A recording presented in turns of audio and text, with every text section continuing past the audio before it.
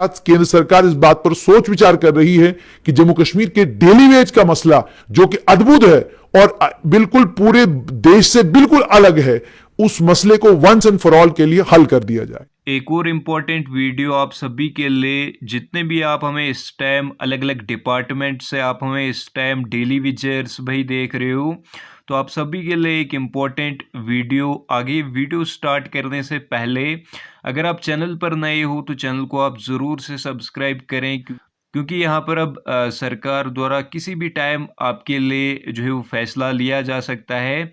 तो क्या कुछ फैसला सरकार द्वारा आपके लिए यहाँ पर लिया जाता है, तो सबसे पहले मैं आपको इसी YouTube चैनल पर यहाँ पर अपडेट कर लूँगा। तो चैनल के साथ आप जुड़े रहे, जो भी आपके रिगार्डिंग यहाँ पर अपडेट आती है तो वो मैं आपको यहाँ पर प्रोवाइड कर लूँगा। जो है वक्तन नहीं कर रहे हैं, यानी टाइम पर रिक्रूटमेंट हो नहीं रही। नतीजा ये निकला, एमएलए ने जिनको वादा किया उसने उनको लगाया, एक्सचेंज ने जिनको वादा किया उसने उनको लगाया, एडब्ल्यू ने जिनको वादा किया उसने उनको लगाया, कमिश्नर सेक्रेटरी ने जिनको वादा किया उसने उनको लगाया। तो इस तरीके से ये फौज तैयार होती गई और अब ये फौज इतनी बड़ी हो गई है कि आज के वक्त में इस फौज को लेकर ये कहना कि देखिए बैकडोर से आए हैं, इनको कैसे हम रेगुलराइज करेंगे, ये तमाम बातें अपनी जगह ठीक है, लेकिन तमाम डिपार्टमेंट इनके ऊपर डिपेंडेंट हैं। आज ये हड़ताल पर चले जाते हैं तो आपका सारा सिस्टम कोलैप्स कर जाता है।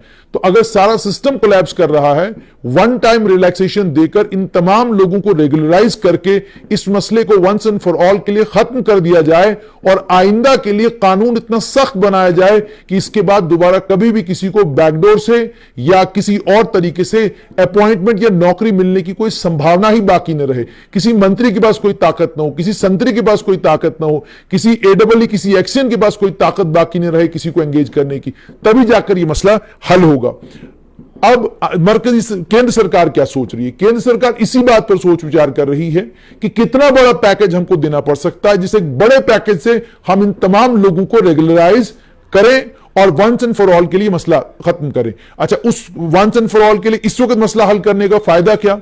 अगर इस वक्त ये मसला हल करते हैं तो 1 लाख की फौज का मतलब ये हो गया लगभग 4 लाख के करीब करीब का वोटर। एक घर में कम से कम 4 वोटर हैं और अगर इनके रिश्तेदारों को भी आप मिला लें तो ये कम से कम 7-8 लाख के करीब करीब वोट्स बनते हैं। तो 8 लाख वोटों के ऊपर वोट कितना असर डाल सकते हैं और कितने समीकरण चेंज कर सकते हैं वो राजनीतिक दलों को अच्छे से मालूम है। तो अगर इन तमाम लोगों को वन गो में रेगुलराइज किया जाता है, जो पार्टी वो करेगी, जो दल वो करेगा, उस दल को ही राजनीतिक फायदा इसका होगा। और दूसरी सबसे बड़ी बात, उस दल को ही क्रेडिट जाएगा कि जो पिछली सरकारों ने 26 साल में, माफ कीजिएगा 28 साल में नहीं किया, हमने वो वन स्ट्रोक में किया, 8 साल के अंदर अंदर कर दिया और करके दिखा दिया और रेगुलराइजेशन की पॉलिसी भी लाई और लोगों को वन गो में रेगुलराइज भी किया।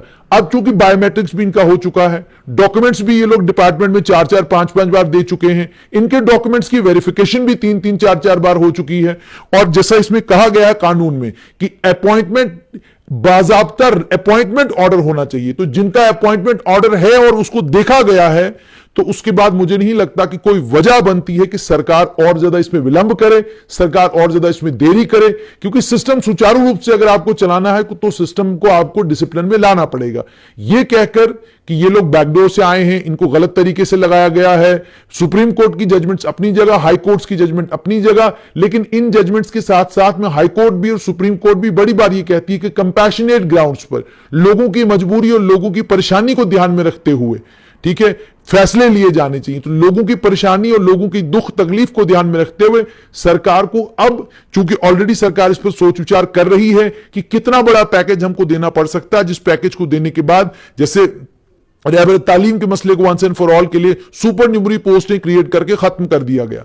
अब सुपर न्यूमरी पोस्टें क्रिएट हो गई, रहबर तालीम एडजस्ट हो गई।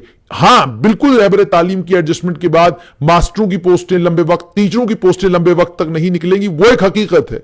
उससे इंसान जो है दूर नहीं रह सकता। लेकिन अब अगर सिस्टम के अंदर लोग अगर आ चुके हैं तो आप सिस्टम को करेंगे क्या?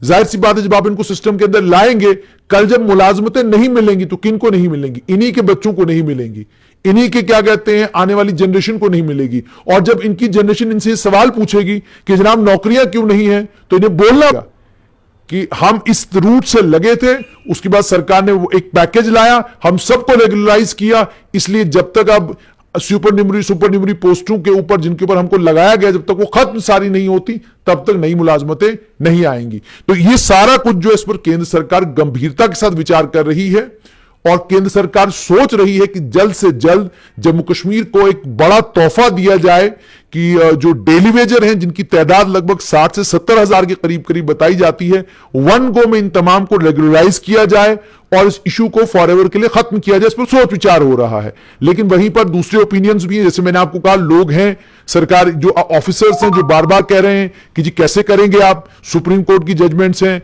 उसके अलावा हाई कोर्ट की जजमेंट्स हैं, वो इस और भी इशारा करते हैं कि आप अगर आज बैकडोर से लोगों को रेगुलराइज करने का रास्ता बनाएंगे, कल लोग कोर्ट में चले जाएंगे और इलीगल अपॉइंटमेंट्स को भी लीगल करने की बात कर सकते हैं। ये सारी चीजें दूसरी साइड से भी कही जा रही हैं। तो इसीलिए असमंजस की स्थिति है। इस असमंजस की स्थिति के बीच में केंद्र सरकार तो गंभीरता के साथ सोच रही है, लेकिन फैसला कब लेगी उसको लेकर अभी तक असमंजस बना हुआ है। जब भी कभी केंद्र सरकार इसको लेकर एक बड़ा फैसला करती है, हम आप तक जरूर पहुंचाएंगे, लेकिन फिलहाल यह कि गंभीरता के साथ केंद्र सरकार इस बात पर सोच विचार कर रही है कि जम्मू कश्मीर के डेली वेज का मसला, जो कि अद्भुत है और बिल्कुल पूरे देश से बिल्कुल अलग है, उस मसले को वंस एंड फॉर ऑल के लिए हल कर दिया जाए।